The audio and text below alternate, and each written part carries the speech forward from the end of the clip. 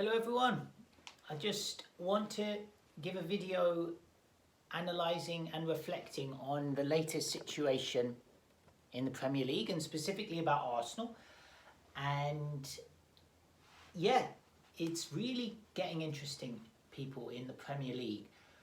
Arsenal have had a up and down last 2 weeks. So following their FA Cup exit to Manchester City a couple of weeks ago, 2-3 weeks ago, they lost to Everton in the Premier League. Then they drew with Brentford and then lost to Manchester City again in the Premier League. And that meant that Manchester City closed the gap on Arsenal and in fact overtook them in the table on goal difference. But at the weekend, Arsenal responded with a very courageous performance against Aston Villa to come back from 2-1 down to win 4-2.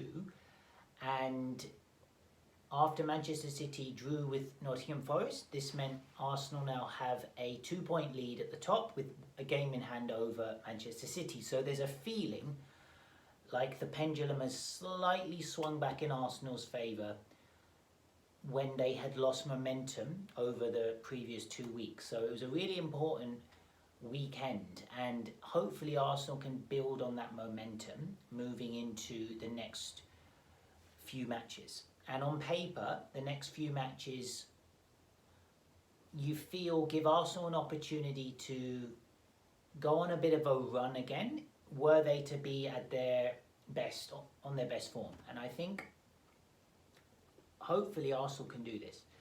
So just focusing a bit on the Aston Villa match, people, a couple of aspects I want to focus on. The first one being the character and resilience of the team to come back having trailed 2-1 at half-time.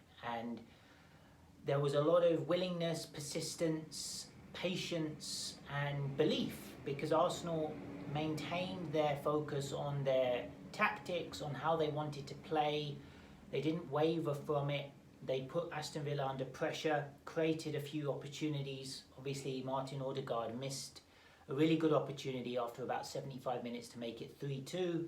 But Arsenal didn't retreat, didn't go into their shells, didn't lose confidence, and in the end got their rewards with a little bit of luck from Jorginho's finish, which was a long-range effort, hit the crossbar, bounced back off the Villa goalkeeper, Martinez, his head, and went into the goal as an own goal. So obviously there was a bit of luck there, but sometimes you earn your luck, and I think that was symbolic, that moment of an Arsenal team that really is earning their luck, because they're persisting, they're knocking on the door, they're asking questions, they're probing. And in sport and in life, if you keep doing the right things or keep sticking to your process, then things can sometimes fall your way, as they did for that third goal. And then obviously Arsenal scored a fourth goal when Martinez, the Aston Villa goalkeeper, went up for the corner Aston Villa had at the end, leaving his own goal exposed, and Arsenal were able to counter-attack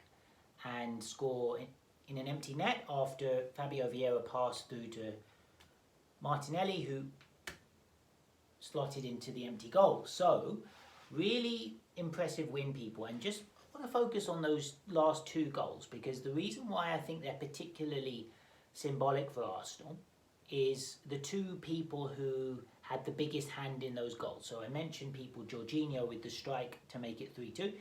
Now this signing from Arsenal fans has been a little bit of a mixed response. So Arsenal signed Jorginho on deadline day, so the 31st of January, signed him from Chelsea.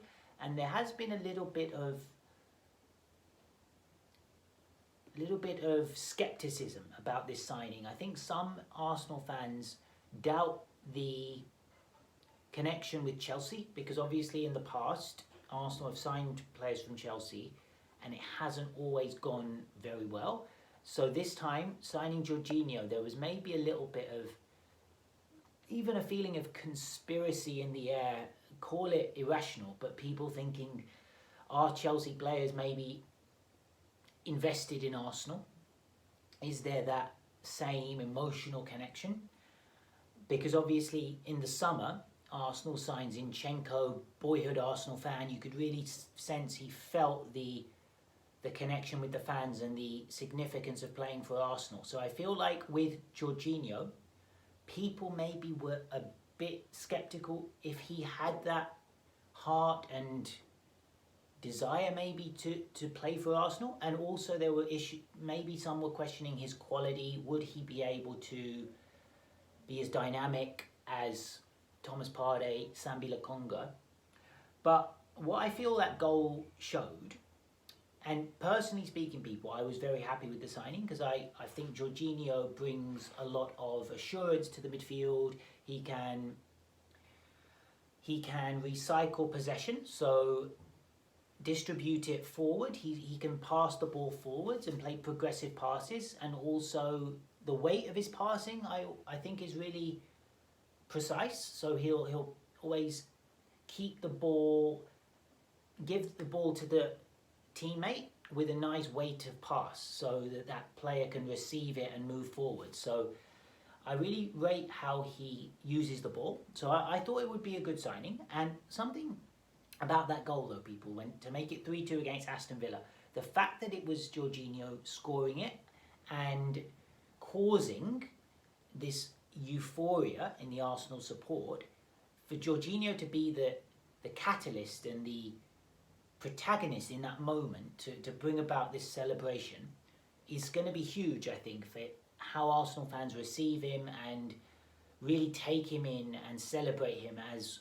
an Arsenal player. So I feel it was a very important moment for Jorginho and the connection the Arsenal fans have with him. So that was incredible, people. And the fourth goal as well, the fact that Martinelli scored it, I think is very important because Martinelli's just had a little bit of a dip in his confidence and form, perhaps, since in the last 4 to 8 games. He hasn't maybe been as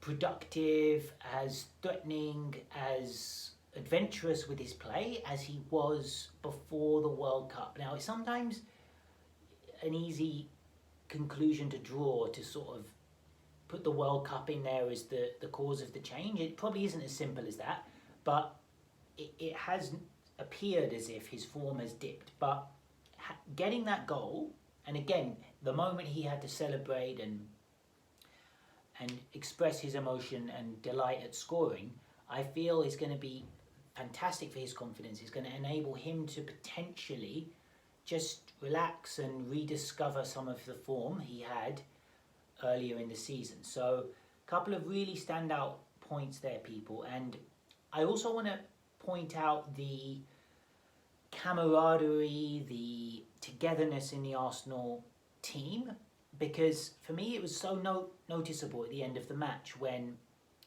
Arsenal got their third goal, which at the time looked like the winner, and the fourth goal as well, just to confirm the victory. The celebrations on the Arsenal bench on the sidelines were really striking. It looked like a team that was very united and enjoying the successes of each other and just recognizing the opportunity and the significance of that moment and how it potentially is going to symbolize a comeback or a rediscovery of momentum. And I think everyone was on board and they were really celebrating and enjoying the moment together. Arteta was there lapping it all up. So yeah, incredible stuff, people. Really incredible victory for Arsenal against Villa.